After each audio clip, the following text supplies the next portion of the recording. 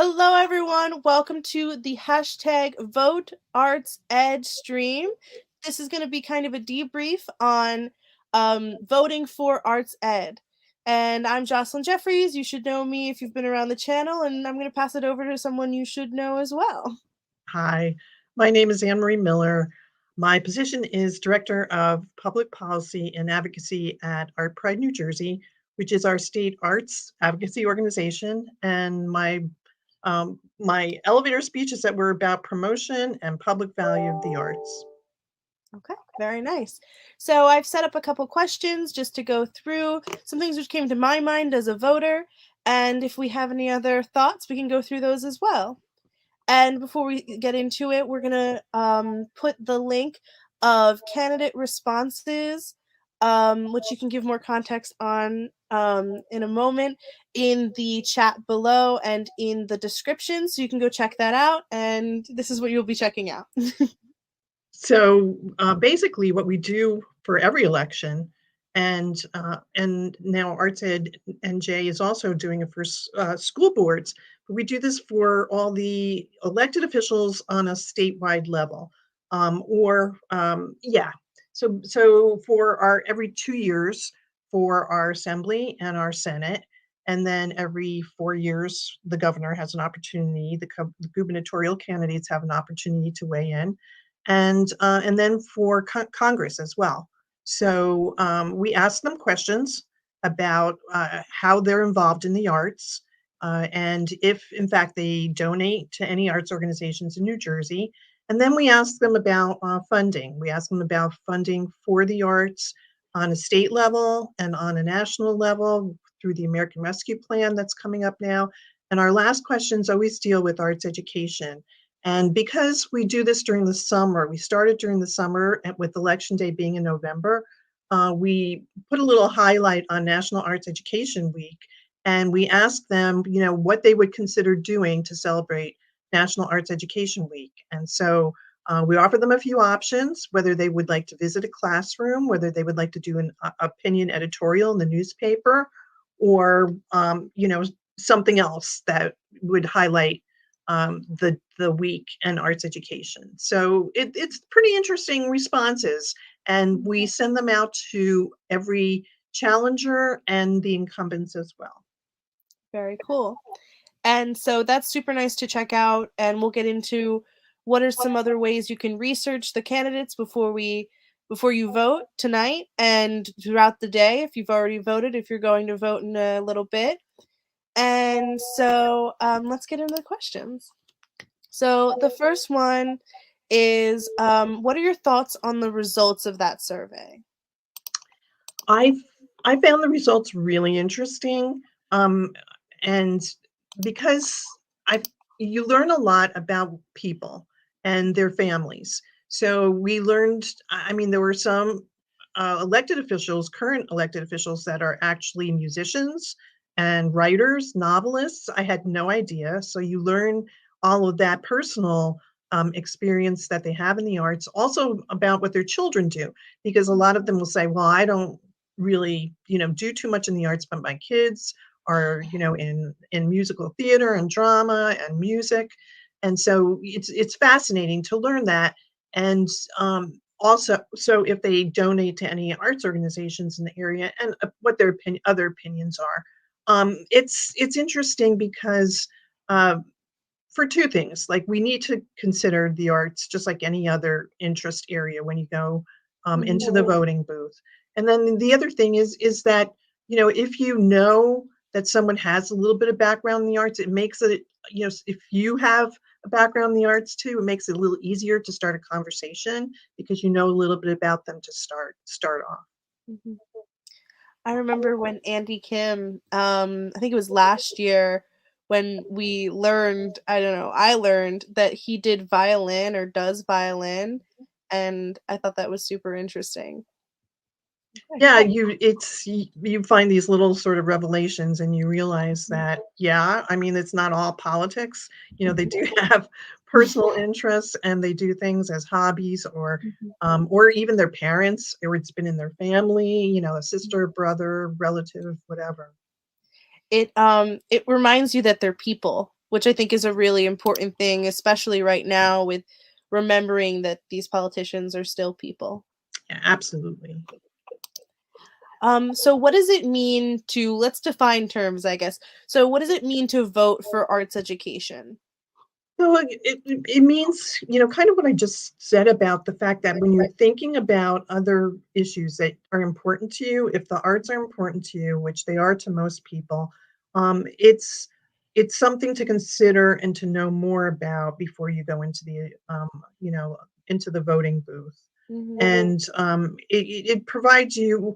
It also, for us, when we do the survey, and I know this is the same for Arts Ed New Jersey, it's a way to educate folks, about some of the issues that we're concerned about too, about funding, for um, organizations and for creative workers, trying to make sure that things recover, the sector recovers from the pandemic because it's going to take a long time. So, all of these issues come up when we ask about funding. We just don't say, will you support more funding? We tell them why it's important.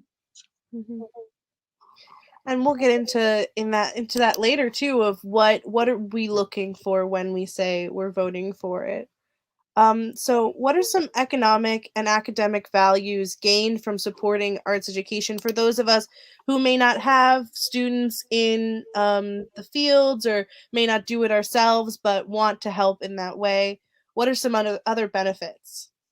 Well, we're learning a lot about actually through COVID about how arts education in all sorts of forms. Folks were looking for things to get themselves through quarantine, and activities to do, things to watch that were different, plays and musical performances. So we're learning more about how the arts really help people's well-being in general, Mhm. including dance, is the same thing as exercise, and all of that. But we're also thinking about the creative workforce of tomorrow. So arts education, even if students, and this is through Arts Ed Now, has been such a topic all through the Mhm. years, that even if you are, you don't go for a career in the arts, you're learning so much about collaborating with other people, empathizing with your coworkers and your colleagues and your classmates, and you're learning other skills that can uh, translate into other day activities and other Mhm. careers as well. Mhm. And then also the industry is just so large. And I thought it was a really good point that we relied on art. We always have as people, but it was in such a vacuum to notice it when during the pandemic everyone was like, well, what show are you watching, what thing are you doing? People are baking bread, which is an art. People were painting, which is an art, and people were learning and creating, and having that ability to do that comes from arts education. Even if it's through the screen or on YouTube, that's still arts education. No, absolutely. I mean, so many friends of mine, took online classes to learn new Mhm. skills, and they're continuing doing the work Mhm. now. And I'm finding more and more, an awful lot of art that was created during the Mhm. pandemic that we're going to be seeing for quite a while. Mhm. Which is super cool. I remember at the beginning of the pandemic, I was like, this is liable to be a sort of renaissance where we're all stuck inside, and the most creative of us and the most driven of us, they were able to create in that way. And even the ones who, weren't very driven, they were still able to create, and that's so valuable, and that's a beautiful thing to see. I have a friend actually she's living in Italy right now, but she wrote a play based on emails during 9/11, and it was just published now. So it's being performed, and it's just ways of expressing yourself given the situation that you're in, putting all those emotions out there in one way Mhm. or another, I started positively. Yeah, positively. I restarted writing poetry during the pandemic and recently, because it's a way to de-stress, and you don't have to share it, but you can still create it. And that's what's really beautiful. It's great. So we talked about that we're looking for monetary help as well. But what are some other ways? What are some other things that we're looking for to help arts and arts education right now? Some other litigation. So, yeah, so what's coming up really shortly actually was a bill that was on the national level that was introduced, I think it was October 15th, the Arts Education for All Act. Hmm. So it is a way to really bump up funding for arts education and to provide different ways for federal funding to get into other programs that will, allow kids all over the country to be able to access the arts. Hmm. And to give that ability, because we talked a lot about this on the arts educator and dance educator stream the past month, and you can go watch those on our YouTube channel. They are very, very interesting, and we talked about that a lot, where it will the goal is to bring as many of the disciplines as you can into the classroom and into the schools, which is a really Yeah. valuable thing. Yep, exactly. And, you know, this bill also, it takes funding from child care development block grants and uses that for arts programming. It allows like flexibility in funding. It addresses lifelong learning. So it's not Mhm, just K through 12. It's after school and summer learning through the mhm, arts, and also addresses the juvenile justice system.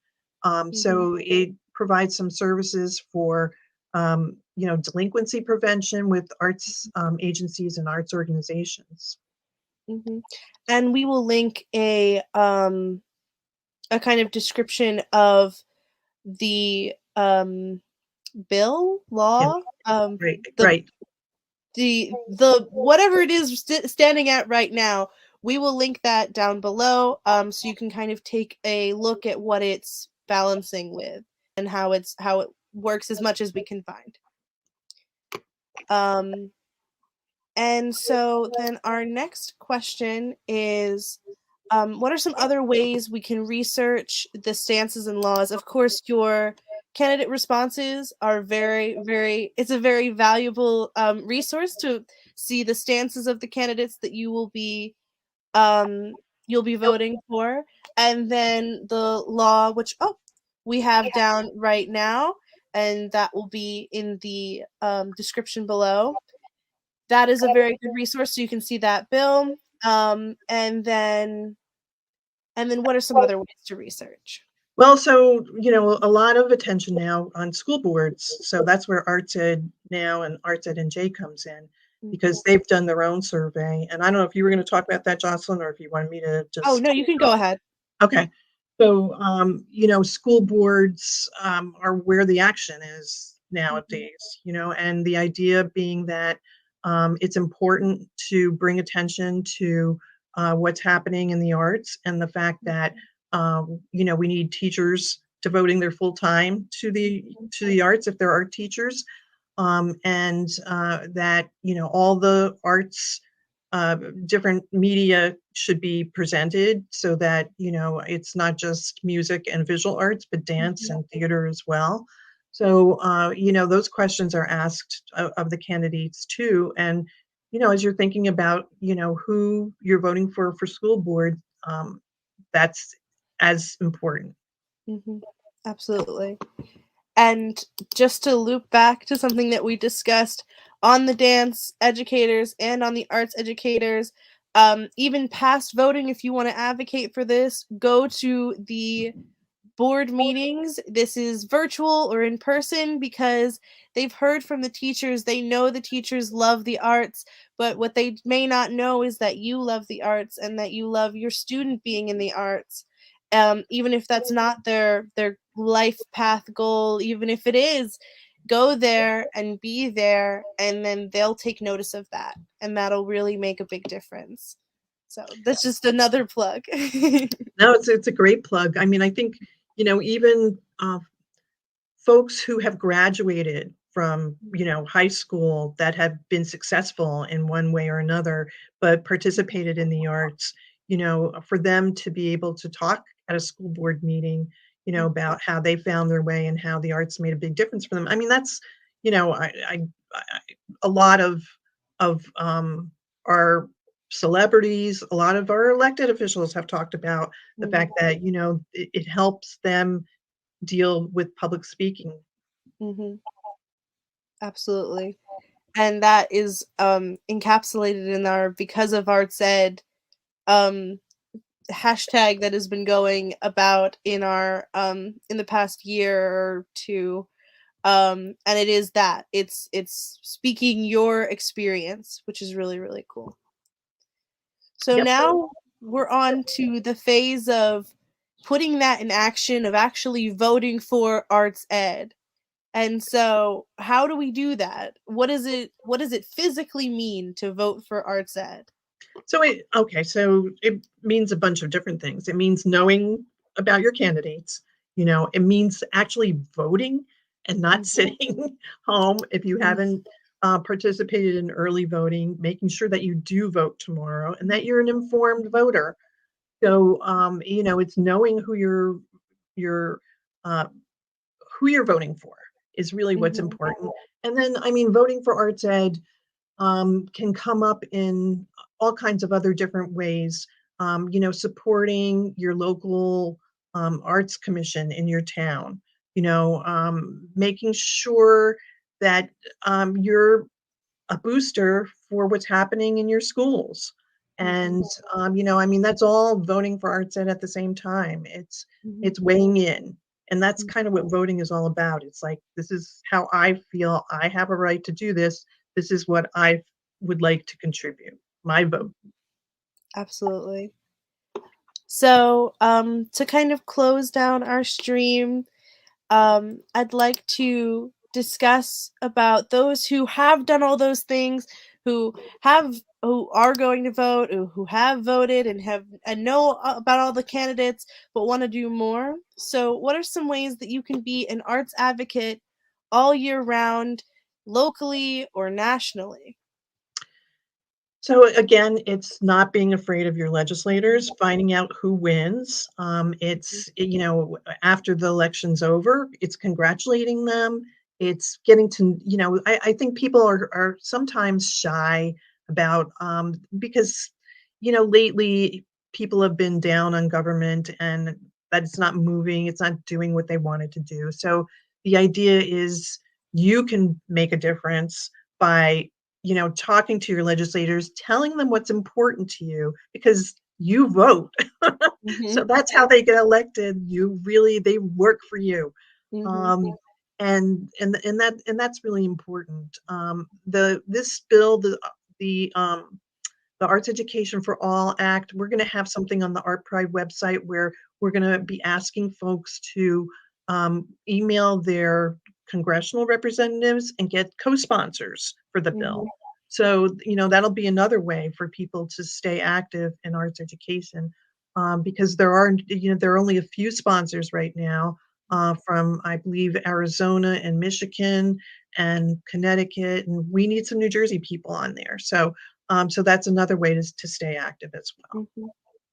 Absolutely. And then getting those New Jersey people, from what I've seen from the state, shouldn't be too hard, and they'll be on board with arts education because our state is very on board with all of those sort of things, and so that would be really great.